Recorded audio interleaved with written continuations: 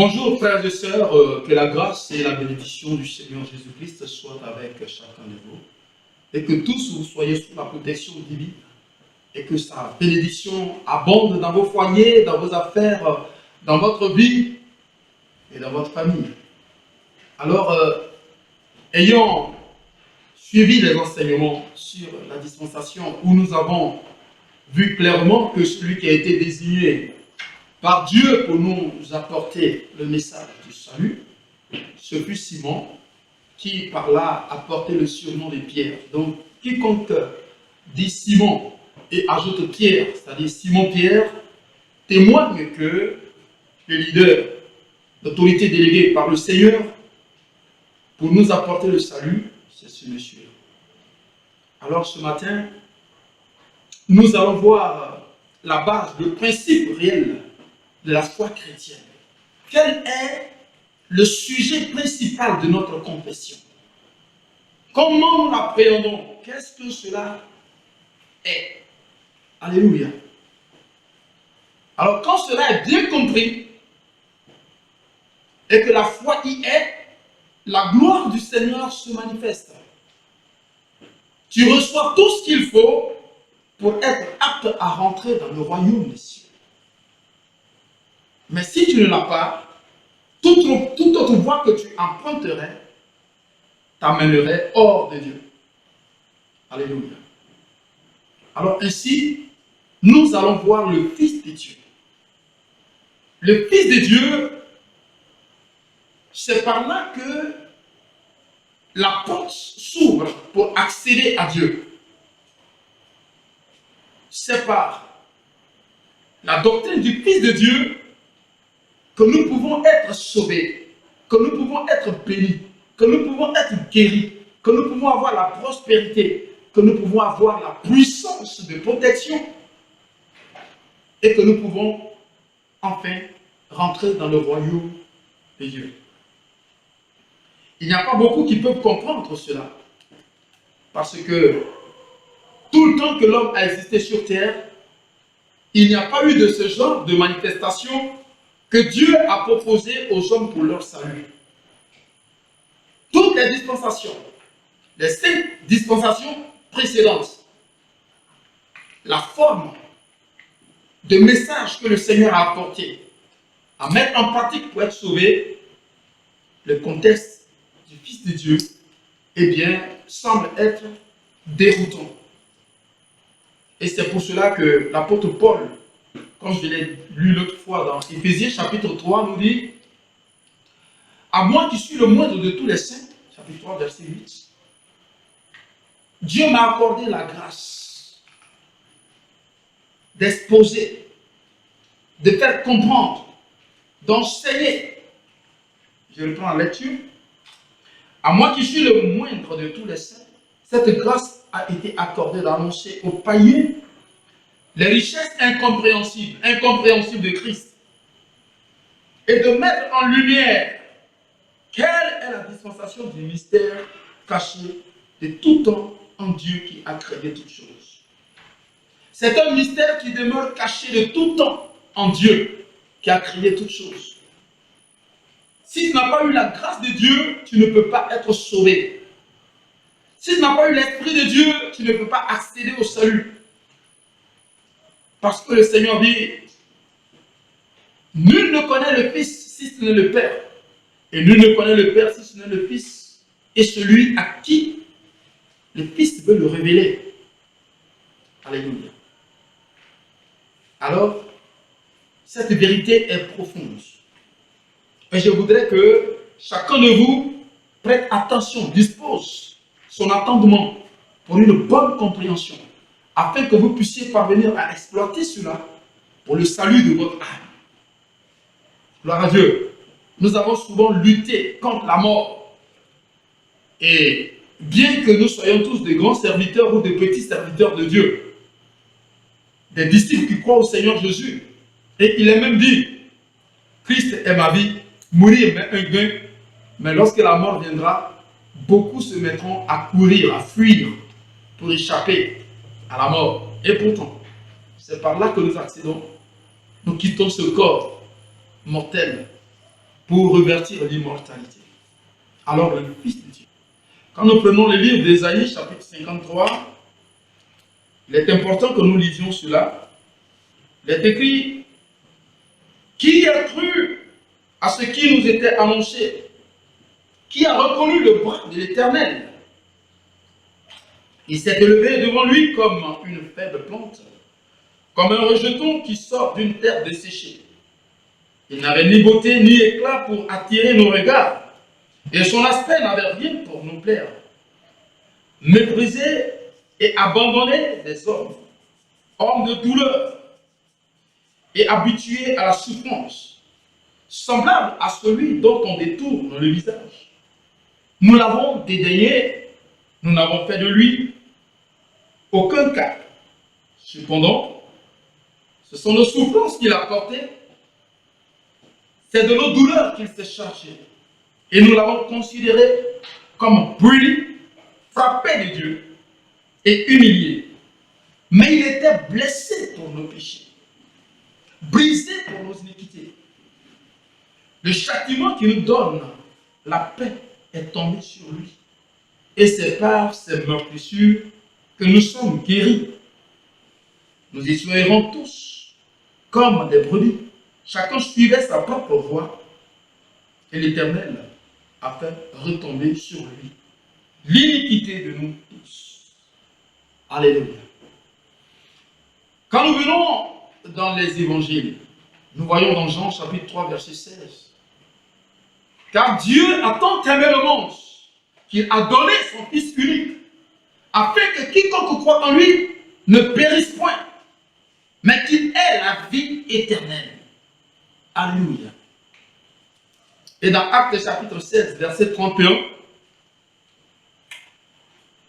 le salut d'urgence qui a été lancé par Paul et Silas aux geôliers, c'est: crois au Seigneur Jésus et tu seras sauvé. Alors, dans l'âge de la dispensation de la grâce, il n'est plus de question de croire en Dieu. Oui, je crois en Dieu. Je serai béni, je serai sauvé. Moi, si je crois en Dieu, hey, doucement.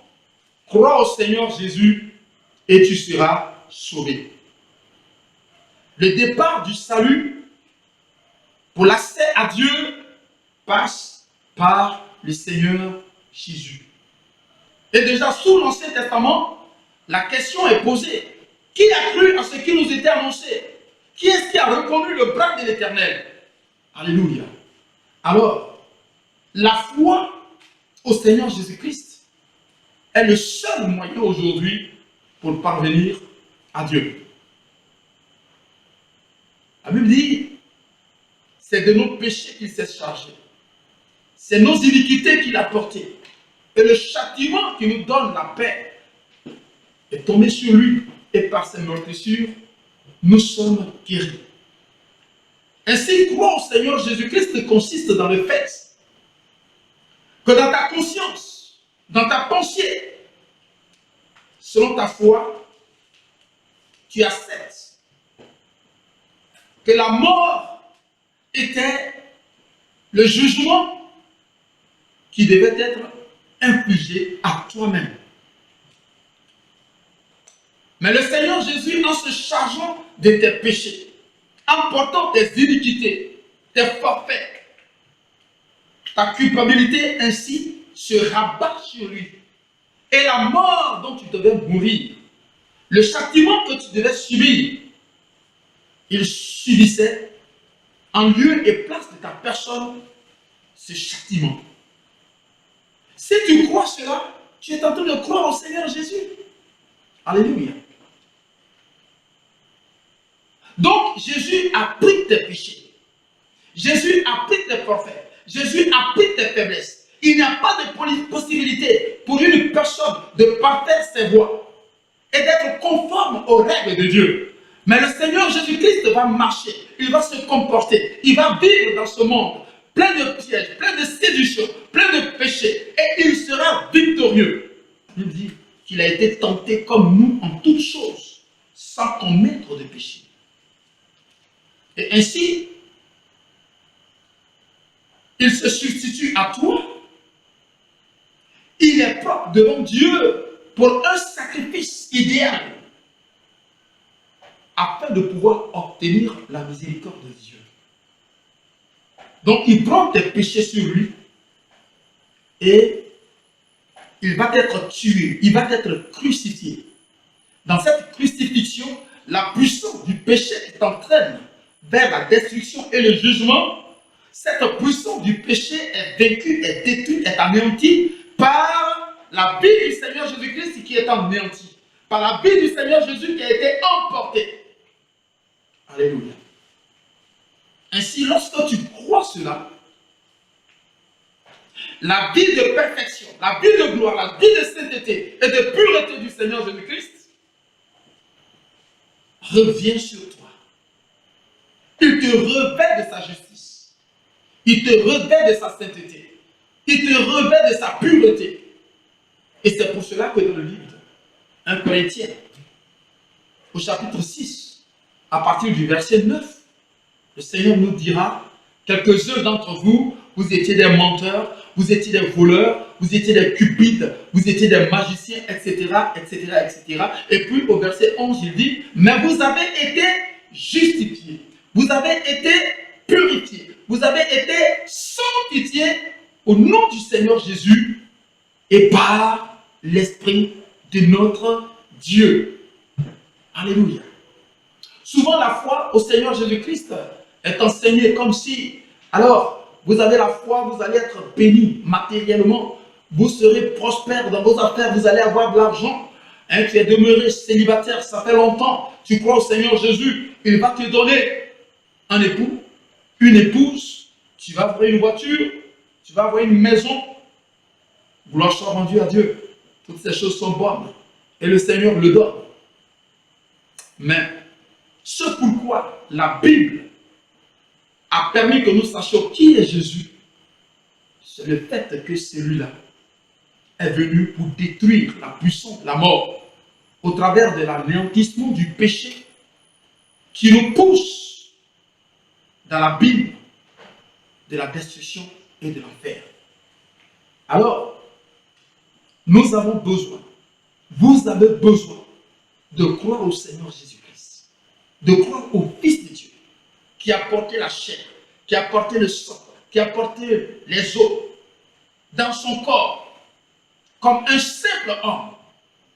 Il est apparu comme un simple homme. Et il est mort sur la croix. Alléluia. Pour que mort que tu es, tu puisses devenir vivant comme il est le vivant éternel. Il faut que vous parveniez à comprendre cela.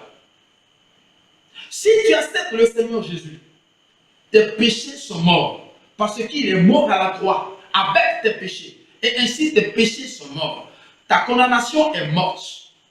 La puissance des malédictions est morte. Même la force de la misère, de la pauvreté, elle est morte par la mort du Seigneur Jésus à la croix.